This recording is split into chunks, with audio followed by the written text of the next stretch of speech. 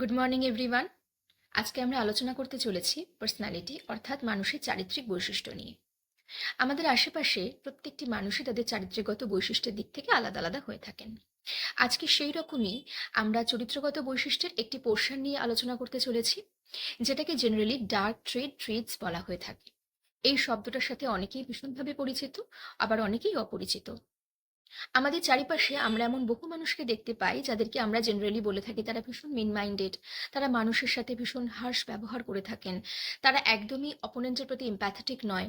এই সমস্ত মানুষদেরকে জেনারেলি ডার্ক ট্রেডসের আন্ডারে ফেলা হয়ে থাকে। এই ট্রেডের মধ্যে তিন ধরনের পার্সোনালিটি ট্রেড দেখতে পাওয়া যায়।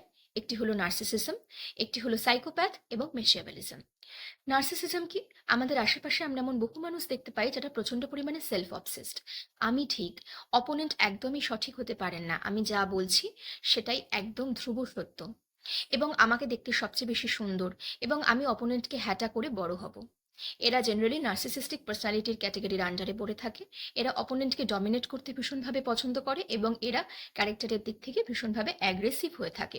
নিজেকে সঠিক প্রমাণ করানোর জন্য এরা জেনারেলি ভীষণ অ্যাগ্রেশন শো করিয়ে থাকেন। এর পরের ক্যাটাগরি হচ্ছে গিয়ে কি মেচিয়াভেলিজম। মেচিয়াভেলিজম হচ্ছে স্নেক পার্সোনালিটির মানুষ। আমাদের আশেপাশে আমরা এমন বহু মানুষ দেখতে পাই যারা অপোনেন্টকে অবলম্বন করে অর্থাৎ টুল বানিয়ে তারা নিজস্ব চাহিদার যে জিনিস সেটাকে পূরণ করতে তারা ভীষণভাবে চেষ্টা করে থাকেন। তারা নিজস্ব চাহিদার জিনিস পাওয়ার জন্য তারা যে কোনো রাস্তায় যেতে তারা প্রস্তুত থাকেন। এরা হচ্ছে মেচিয়াভেলিস্টিক পার্সোনালিটির মানুষ। এরপরে যেটা সর্বশেষ সেটা হচ্ছে গিয়ে সাইকোপ্যাথ।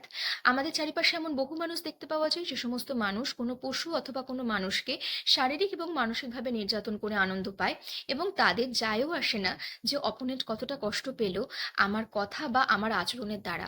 এবং এরাও প্রচণ্ড পরিমাণে অ্যাগ্রেসিভ পার্সোনালিটির মানুষ হয়ে থাকেন।